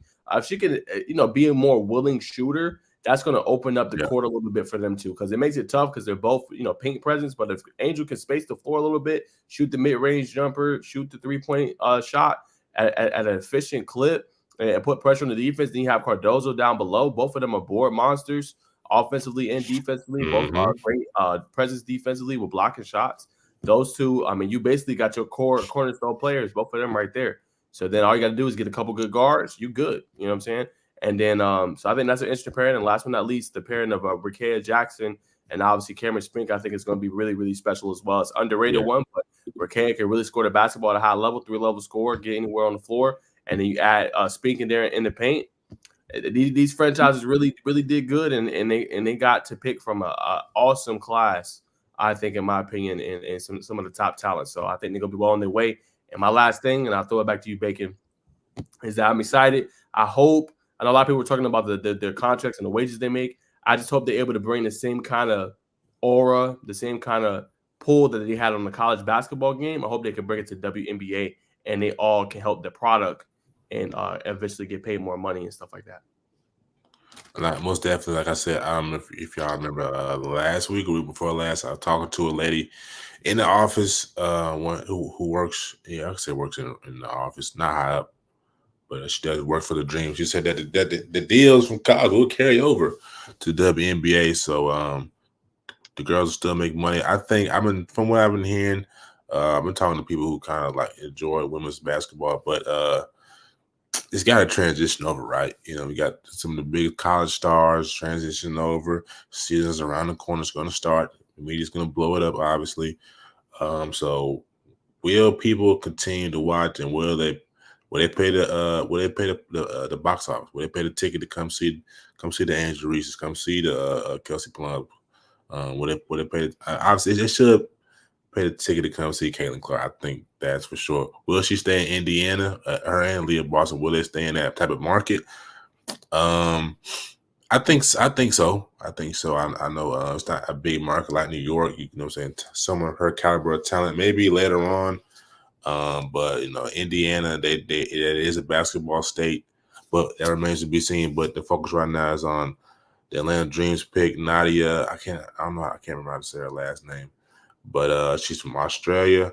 I kind of typed it to her film last night. She's another player, kind of get to wherever she wants on the floor. Maybe not off the dribble as quick, but just from the use of her frame, being 6'1", using every inch, you know what I'm saying, technically, some moving elbows, moving some little girls out the way, but definitely talented. From Australia, I kind of read what the pre-draft analysis were, pre and post. A teammate of Mercedes Russell and Leilani Mitchell in the WNBL, 6'3". I'll call it P. I don't know how to say her name. Is at her best transition. The length and the end speed, leaping ability, and are intriguing, but nearly all the fundamental offensive skills need refinement. Post draft analysis: a 6'3" power forward who runs the floor well. P would need to refinement on the offensive end, but has a big upside. Yeah, definitely. Now I'll end it that there. Just like I said, from watching her film, she can kind of move, but like I said, it's not as smooth and fluid. But from adding this to an already, in my opinion, talented Dream team, I think the Dream. Well, they made the playoffs last year, I believe. Yeah, they did. I think they lost to the New York Nightmare, maybe not Nightmare, but they lost to New York last year. Stewie and the other woman, I should say. But I think probably 2 to 3 years, the Dream will be heavy contenders for a championship. That's in my opinion, if everything goes smoothly. But she is talented.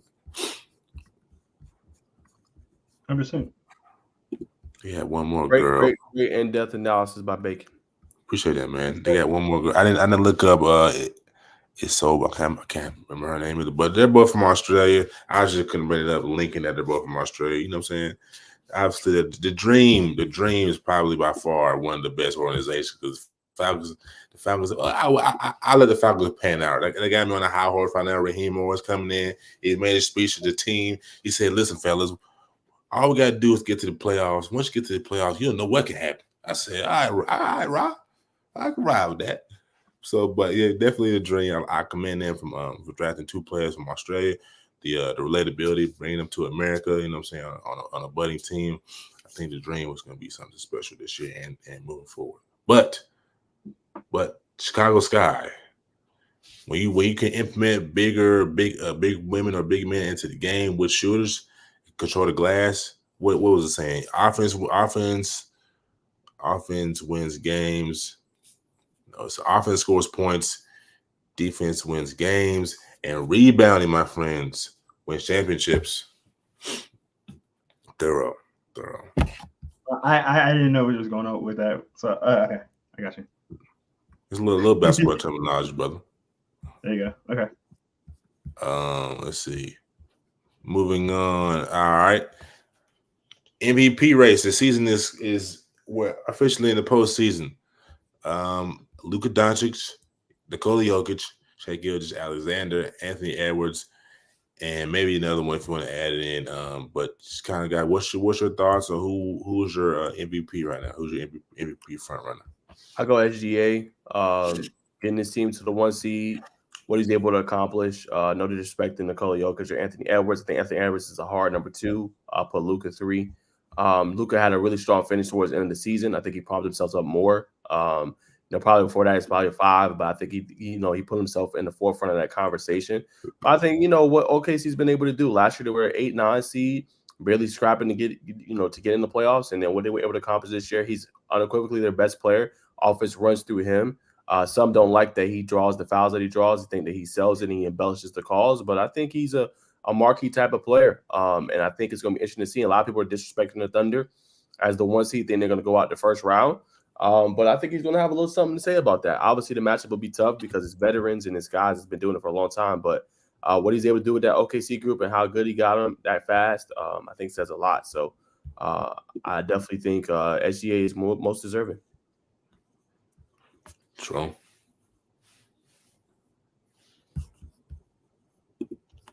I love Come on. Come on now. Yeah, I think he still had an MVP season. I think that he's one of the top runners for it. Definitely the kid from Oklahoma is definitely balling, but on a consistent basis, I think Joke out of the game. I mean, I'm biased. I'm a Nuggets fan, so I'm a little biased on it. But if it wasn't for one game slip, they would be in the 1 seed right now, and it mainly because of him. So, him and Murray going crazy right now, and I think that they got a strong chance at another run for sure this year. Nah, it's a fact. Yo just recently had against Minnesota. Can I add something? Yeah, go ahead, brother. Real quick. I think they're better this year than last year. Wow, can't. We need context. Oh, why? Because their depth is better than last year's. Last year, like they had good pieces, and they had I forgot his name that left. Brewer, I think it was. Yeah. Brewer was on the team. He was a big component for us, but we got a lot of young guys that are like stepping up for the team, and the depth that this team got, some of the players that's behind, some of the starters, they're really good. And I think their backers are better this year than last year. So that's why I think that they're better this year than last year. I can see that. I can agree. I can concur. I'll say it was impressive. Jokic 41 points against Minnesota. That was kind of like Coach going head to head with Anthony. That was kind of like, all right, let's see what we're going to get here. And Jokic came out with the upper hand there. It's tough. It's tough to go against Shai Gilgeous. Being that still, it's kind of going back and forth, but them holding the number one standing in the West right now, that's definitely something you got to look at. But I'll say you have to put that in the resume. You're right. I'll say top 3, Shai, probably Jokic, and then Luka. And then you give him his third, bro. Give him his third. Come on, man. That'd be tough. But so the NBA has a history of like, you know what I'm saying, we don't want to give it to the same person. Shaq don't have the MVP, I mean. LeBron came out and talked about he don't have a defensive player of the year. The year he was supposed to get it, gave it to a guy that was all second team. So we'll see. Probably gonna give it to Shai. Him and this, y'all seen him and Chet's little commercial? Yeah, that's tough. Yeah. Well, we'll move on to playing. So we're kind of preview the playing. Of course, we got LA versus NOLA right now. The Lakers are up 14-75-61. And then later tonight we have the Warriors versus the Kings. So I'll start with you, Jerome. Just kind of how you feel about those two matchups, and what do you kind of see that's going to be the key for either side or the team that you think is going to prevail? What's going to be the key to get them over the hump? Definitely, I need those matchups again. I'm sorry. Yeah, tonight right now we have the Lakers playing the Pelicans. They're up 15-75-61, and it's later tonight. You have the Warriors versus the Kings, who are the little injury, they had a little injury bug right now. Yeah, I think the Lakers can pull it off. I don't see the Lakers going that far though in the playoffs. I'm gonna give. I think. Who the Warriors play again? Dang, I just had them. Sacramento Kings. Kings, yeah. I actually think the Kings might actually win. Beat them out. They got to get healthy again. You don't know what's going on with this guy again. I'm blanking on his name. Their power forward. Draymond. Yeah, Draymond. Because isn't he in trouble again?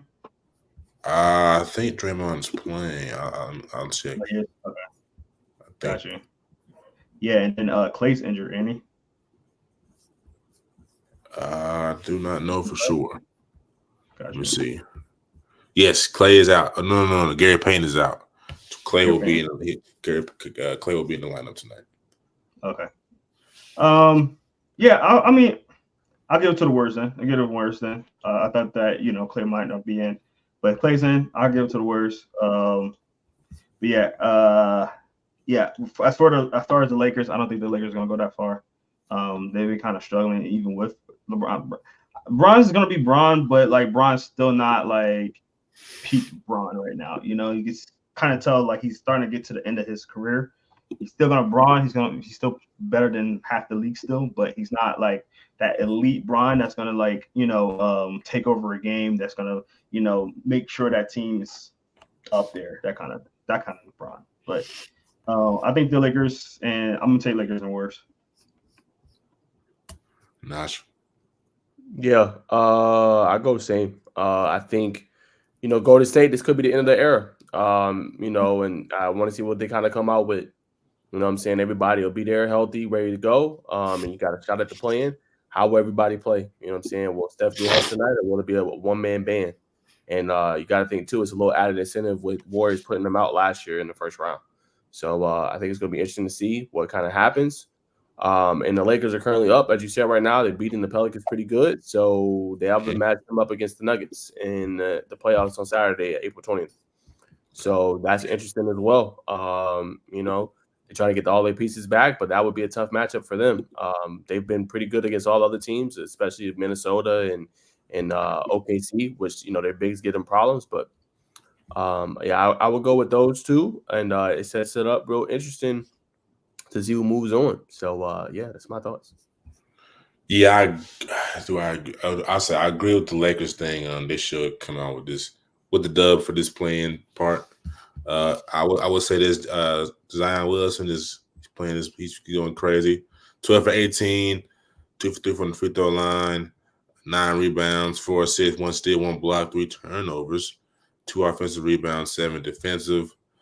But I think that's the key to the Lakers' success. Just 7-3 in the last 10. I'll say that. But the key to the Lakers' success is Anthony Davis. Anthony Davis has been healthy this year. He played over 65 games, if I'm not mistaken. So we have 80 on the court. I think I have been watching this game closely. Obviously, we've been on here, but in order for the Lakers to go far, because they're going to see Denver next round, they got to move the ball, man. It can't be none of that Bron, you know what I'm saying, holding the ball 10 seconds. We need to get that thing down, move that thing around. Only person that should be holding the ball the longest, LeBron at times, and I'll say Anthony Davis, you know what I'm saying, if you're going right. But it's gonna be tough. It's gonna be tough to beat Denver, man. Jokic had his way last year with Anthony Davis is shooting one leg from 35 and making it all net. Jokic he's on another level. But Anthony Davis is healthy this year, so maybe throw a little Rui at him. I can't even say you can double Jokic because he's a passer. They got shooters on that team. Caldwell Pope has been nylon as of late. So you just gotta play the best ball you can, and hope for the best. I think Darvin Ham is an exceptional coach. At times, I do see some bonehead things, but this is his first full year. So yeah, I say that. And then for the Warriors, Sacramento, I think that's a you can flip a coin with that game. I probably lead towards the Warriors too. They just, you know what I'm saying, the past couple of series, the Warriors have came out with the upper hand. If they're healthy, I think they can edge them out. I just think the bond them playing together for so long, and Steve Kerr, they kind of know how to win. They know how to get in foxhole, cover up tight, and come out or reload with ammunition and gun you down. And with the way they shoot the ball, they definitely can gun you down. So I'll take those two. And this is a bonus part, man. How do we feel about Doc Rivers?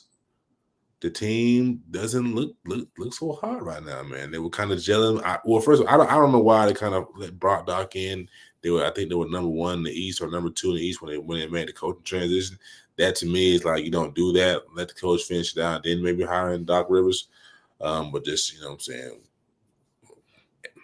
What's your thoughts? Philadelphia knows, and they knew. And as soon as we seen that hire, we was like, yeah, good luck with that, buddy. Good luck with that, buddy. Because he had a lot of good talent when he was with the Sixers and literally did nothing with it. I guess days are over, man. As a elite coach, I think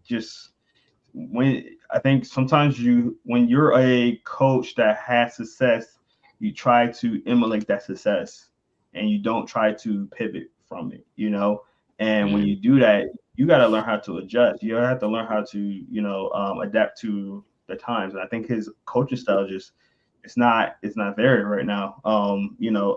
A good example of that is Andy Reid, man, been playing for years, got kicked out of Philly because his system was starting to get stagnant. He went to Kansas City, and you see what he's doing in Kansas City now. He got 2 or 3 Super Bowls, I think it is now. So you gotta adapt to the times, man. You gotta, be able to adjust to new things. You can't be set on, I won a Super Bowl, so I run a championship, so let me try to keep doing the same thing over and over again. No, you got to adapt to times. You got to adapt to who's on your team. You got to be adaptable with your players and who they are as well. So I wasn't a big Doc Rivers fan coming into Philly, and then leaving Philly and went to that team. I was just like, good luck. They had talent there, but still, again, did the same thing with Philly. So. Not surprised. Thanks. So, same question for you, Naj. Just thoughts on Doc, and do you feel like they get a chance to contend for a chance to win the championship? Yeah, I don't know.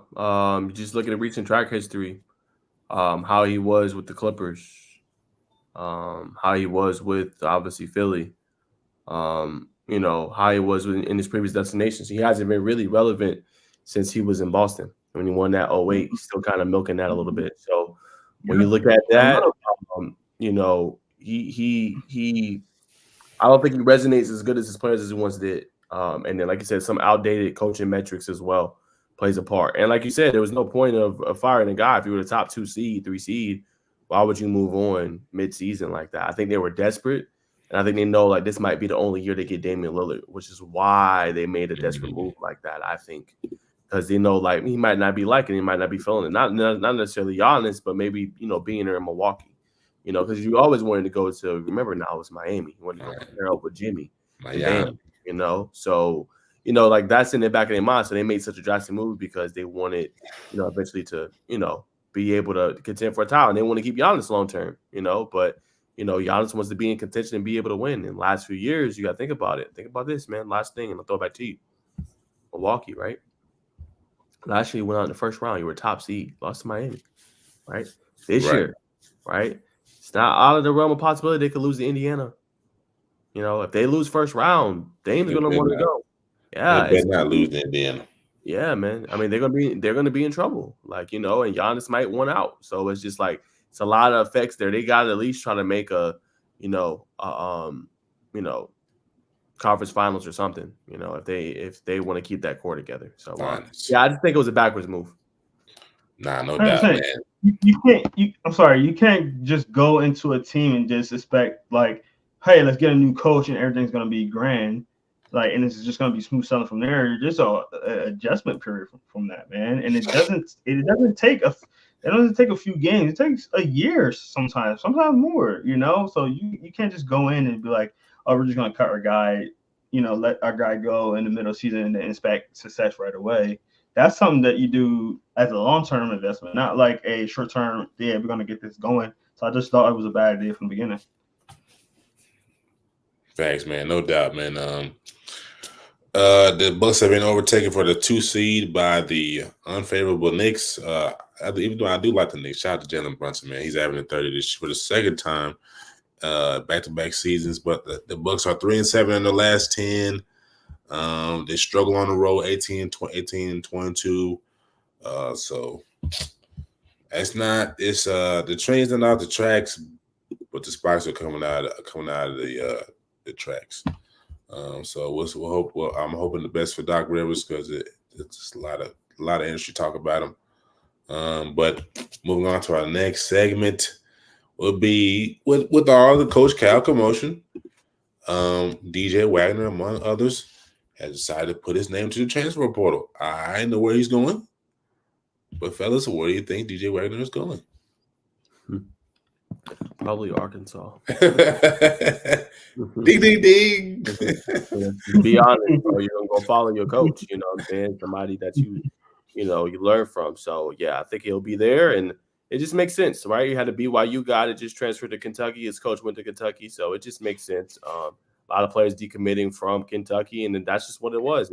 The brand was Calipari. Unfortunately, Kentucky was great. They got great facilities, great university, great administration, but it's the same with Bama. It's like, obviously it's going to take the board time. The board's doing a good job, but like he's that Kentucky brand, what I'm saying? So wherever Cal is, those players want to go play for him because they know regardless if he's winning or not, and it's no disrespect, he produces NBA talent. That's just what it is. Whether it's a year, 2 years, he gets you in the position to go to the league. You might not contribute your first year, your second year, but after a while, he said, "Oh, look at my track record. I produced this guy.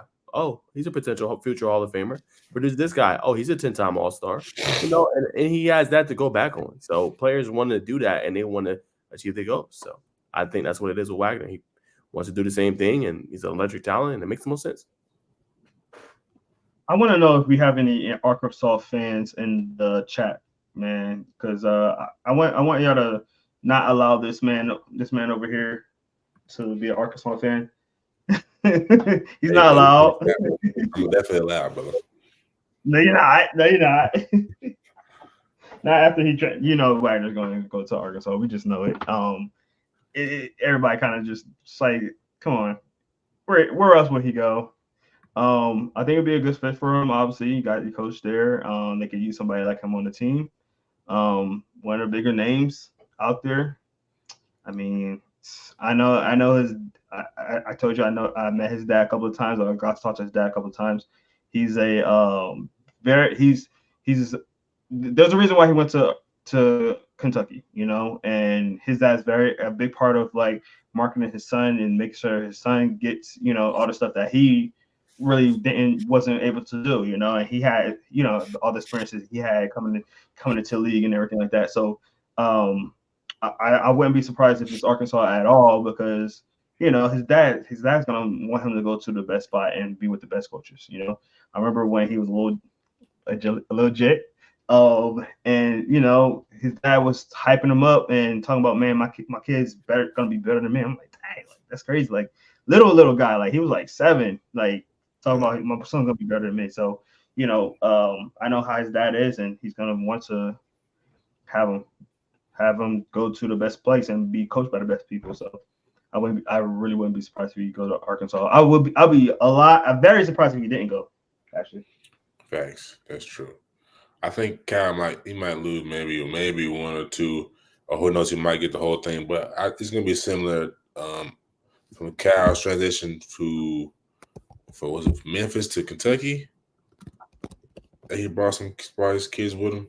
I can't remember. I think it was Memphis to Kentucky. But Cal's gonna do what he does, man. Shout out to Coach Cal. Shout out to Arkansas basketball program. Woo, Chop Suey, all of that. You're not allowed. You're not allowed. I'm allowed, but I'm allowed. Wherever Coach Cal goes, if he coaches in the Big 3, Ice Cube, I need courtside seats. Right next to Coach Cal. We're gonna be like this here. What you think I should do? What you think I should do, Bacon? Well, coach, you know what I'm saying? If it's me, I think we should run a little high ball screen action, a little pin down, and then just let the guard work out. You know what I'm saying? A little free flow offense.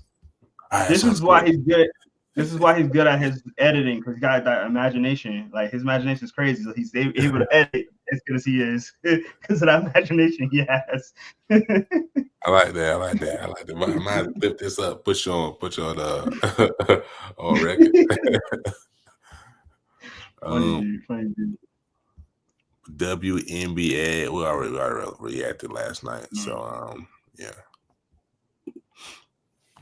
Serious. Well, I will say one to the words of wisdom. What? I'll go with that. First again.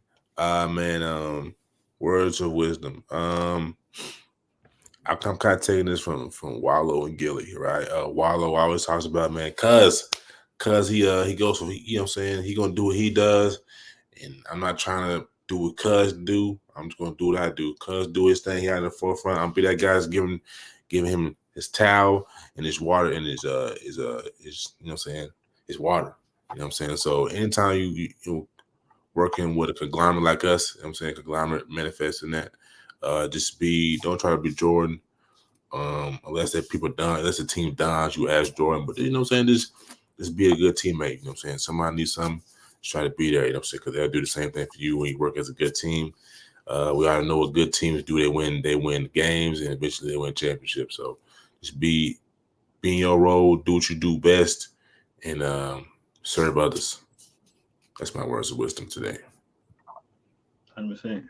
Yeah, mine will be willing to make some sacrifices, man. Me, Bacon, and Naj went to Nashville this weekend, and we sacrificed a lot of sleep, to say the least. We sacrificed a lot of sleep, but if you're gonna want to be where you want to be, there's gonna be times when you have to make those sacrifices. You have to, make those 4 o'clock in the morning trips, and do a 1-day trip somewhere, and grind it out until then almost the next day. We got back at like 11 o'clock at night. So sometimes you just gotta grind it out. Like if you want to be where you want to be, you gotta make that extra step. You gotta do the things that are not comfortable. Be comfortable, be uncomfortable. You gotta do the things that's not comfortable. That's gonna be a little tight for you, or you're gonna have to figure things out and maneuver and things like that. So that's what I'll say. Like,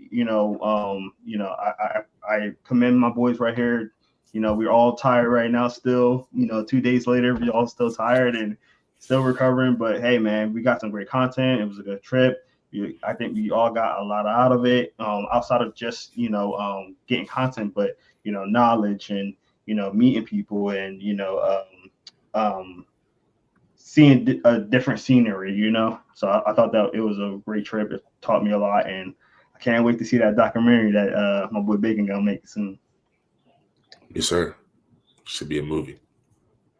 Yeah, I'll be short. Just surround yourself around like-minded people, man. It's team to find people that are in your industry or whatever you decide to do, art, law, whatever it is. Just find like-minded people that you can trust, and just weed out the shady people and go with people that you can really depend on and that's gonna really support you and what you got going on.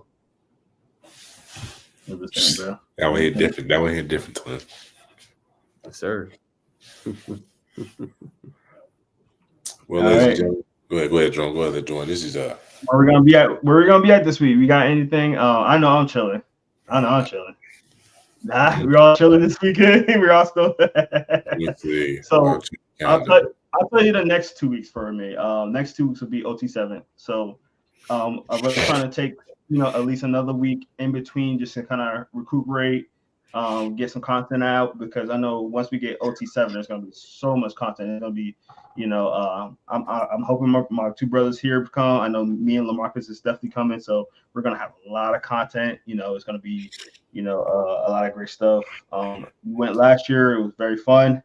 I think this year is gonna be even crazier with it being such a bigger spectacle now. Now it's gonna be on national TV with the NFL Network posting it now. So I think it's going to be a real fun event. We see how it goes. I look forward to my boys being there, and I look forward to everybody in here watching as well. Most definitely. I won't be anywhere this weekend per se, but I'm saying I got some person real close to me is having a birthday party, so I'm gonna tap in with them. So take some personal time, man. Yeah, man. Then the fight is Saturday. Before we go, I gotta get your prediction: Garcia or Haney. I'm not a baseball. Baseball. I'm not a boxing guy, so you got me on that one. Sorry. I'm probably gonna go with Haney. What you got, Naj? I know you be in the fight business. Yeah, I go with Haney. I think he wins it pretty handily. But yeah, I seen Ryan hit the mix today. It looked like he's kind of throwing that jab and that hook a little more. I think it'll be a little more patient this fight. I still think Haney's gonna outclass him.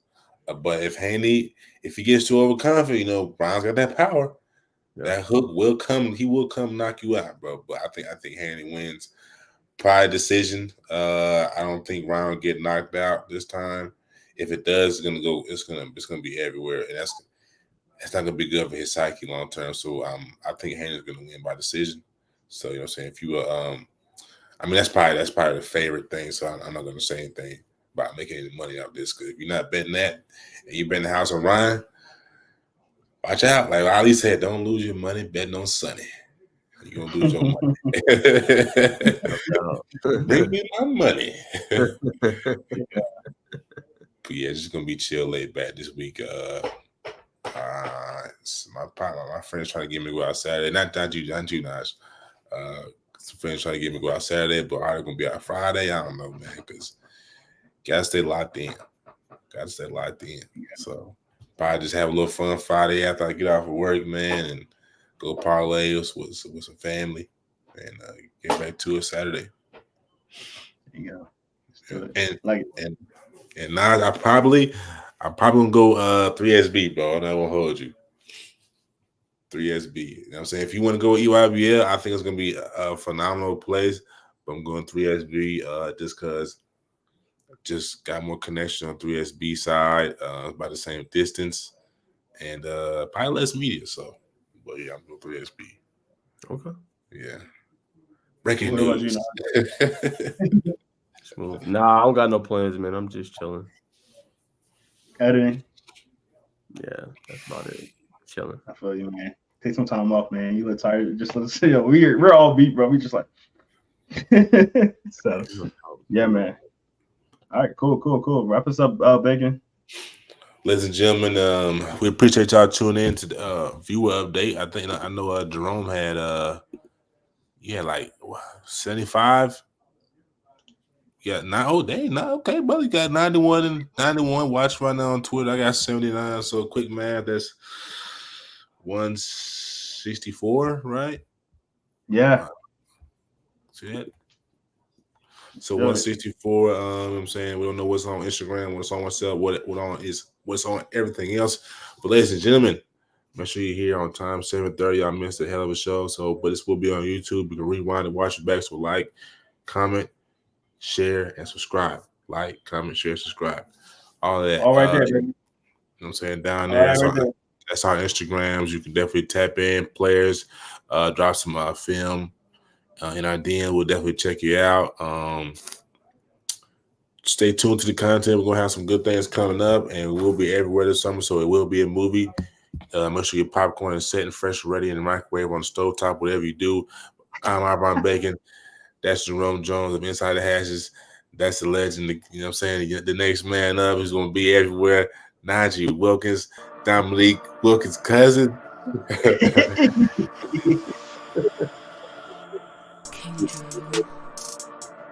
We keep it real. Yeah. Have a blessed night, everybody. Like Aaron Gray would do. Yeah.